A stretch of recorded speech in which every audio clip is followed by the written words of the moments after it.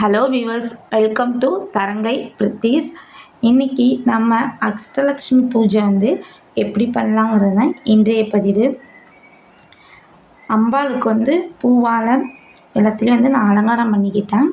மாக்கொத்து அம்பாளுக்கு மிகவும் பிடித்தமான பொண்ணு சொல்லிட்டு மாவிலை சொருவி வச்சுருக்கேன். நம்ம எந்த நாள் எந்த தெய்வத்தை வழிபாடு பண்ணுறோமோ அவங்களுக்கு தனியாக ஒரு அகல்யாவது ஒரு விளக்கு ஏற்றி வச்சிடணும். ஏன்னா ஒளியில் தான் தெய்வம் இருக்க தான் ஐதீகமே இருக்குது. அதனால் நான் தனியாக ஒரு அகல் ஒன்று ஏற்றி வச்சுப்பேன். அந்த அகலுக்கு நம்ம எப்போதுமே அன்னம்ங்கிறது கொடுக்கணும். அதனால் நான் 2 கல்கண்டு அதில் எந்த விளக்கு ஏற்றினா சரி அதில் ஒரு கல்கண்டோ இல்லை 2 கல்கண்டோ நான் போட்டு அந்த கல்கண்டு தானாகவே அந்த எண்ணெயோடு அப்படியே கரைஞ்சிரும். இப்போ மகாலட்சுமிக்கு உரிய பொருளெல்லாம் நான் பக்கத்தில் வச்சுருக்கேன். சங்கு, சோழி, அவங்களுக்கு ஆப்போசிட்டில் பார்த்தா லக்ஷ்மி குபேரர் இருக்காங்க. மஞ்சள், குங்குமம், சந்தனம், ஏலக்காய், எது மகாலட்சுமிக்குரிய அது அத்தனையுமே வச்சுருக்கேன். இவங்க நம்ம குலதெய்வம். நம்ம பூஜை பண்ணுறதுக்கு முன்னாடி குலதெய்வத்தை வணங்கிட்டு என்னுடைய பூஜை நல்ல விதமாக நடக்கும்னு சொல்லி வழிபாடு பண்ணிக்கிறேன். பிள்ளையாரையும் குலதெய்வத்தையும். அஷ்டலக்ஷ்மின்னு பார்த்தா கஜலக்ஷ்மி, பாக்கியலக்ஷ்மி ஒரு குழந்தை இல்லாதவங்க பாக்கியலக்ஷ்மியை வழிபாடு பண்ணால் கண்டிப்பாக குழந்தை செல்வங்கிறது கண்டிப்பாக கிடைக்கும். இது போல் 8 லக்ஷ்மிகளும் மெயினாக நமக்கு வீரலக்ஷ்மி, வீரம் எந்த இடத்துல இருக்கோ அந்த இடத்துல தனம், தானியம், ஐஸ்வர்யம், கஜலக்ஷ்மி, விஜயலக்ஷ்மி எல்லா லக்ஷ்மியும் இருப்பாங்கங்கிறது நான் ஒரு கதையில் படித்தேன். வீரலக்ஷ்மி மட்டும் நம்மளை விட்டு போயிட்டேன்னா நம்மகிட்ட உள்ள எல்லா லக்ஷ்மிகளுமே தானாகவே விலகிடுவாங்களாம். அதனால் வீரங்கிறது எப்பொழுதுமே நம்மக்கிட்ட இருக்க வேண்டிய ஒரு விஷயம்.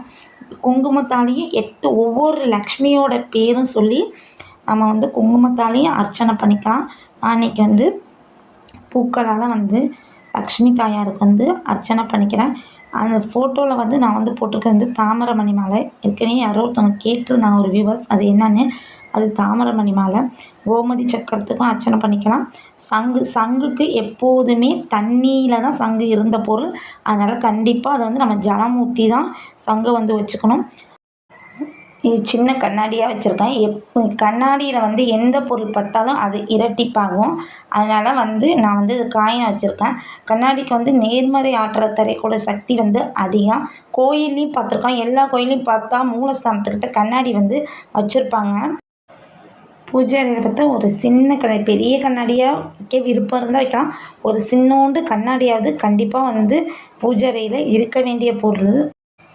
இந்த அஷ்டலக்ஷ்மி ஃபோட்டோன்னு பார்த்தா நான் திருப்பதியில் லக்ஷ்மி கோயிலேருந்து தான் வாங்கிட்டு வந்தேன். ஒரு 1 இயர் ஆகிடுச்சு. போன பிப்ரவரி மந்த்து வாங்கிட்டு வந்தேன். 1 இயர் ஆகிடுச்சு. வாங்கிட்டு நான் என்ன பண்ணிட்டேன், சாமி கும்பிட்டு ஒரு ஓரமாக தூக்கி அவங்கள வச்சுட்டேன். இந்த தாமரமணி மாலை லக்ஷ்மி குபேரர் ஃபோட்டோவில் நான் போட்டு வச்சுருந்தேன். அதுக்கப்புறம் பார்த்தா நான் எந்த ஒரு பூஜை எதுவுமே பண்ணல. ஃபோட்டோ வந்துச்சு அப்படியே வச்சுட்டேன். ஆனால் ஒரு 2-3 நாள் கழித்து பார்த்தா ஒரு 8 பேர் சுமங்கலியாக மஞ்சள் கலர், பச்சை கலரு, சிகப்பு கலர் புடவை கட்டி என்னுடைய கனவில் என் வீட்டு வாசலில் நிற்கிற மாதிரி நான் எனக்கு கனவு வந்துச்சு. அதுக்கப்புறம் இதை நானே அப்புறம் உணர்ந்தேன். சரி, நம்ம இந்த ஃபோட்டோ வாங்கிட்டு இப்படி ஓரமாக வச்சுட்டோம். அதுக்கப்புறம் இதை நான் ரெகுலராக பூஜை பண்ண ஆரம்பித்தேன். உண்மையாகவே என்னுடைய வாழ்க்கையில் நல்ல மாற்றங்கள் தான் இருக்குது. இப்போ இந்த லக்ஷ்மி தாயாருக்கு நம்ம தூபம் கட்டிக்கலாம்.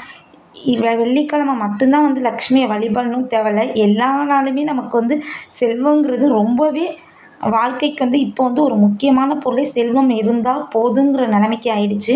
அதனால் நம்ம தினம்தோறுமே லக்ஷ்மி தாயாருக்கு பூவை வச்சுட்டு ஒரு 2-3 பூவாலேயே அர்ச்சனை பண்ணிக்கலாம். இல்லைன்னா இன்னும் ரொம்ப எளிமையாக குங்குமத்தால் 8 அஷ்டலக்ஷ்மி பேரையும் சொல்லி நம்ம வழிபாடு பண்ணிக்கலாம்.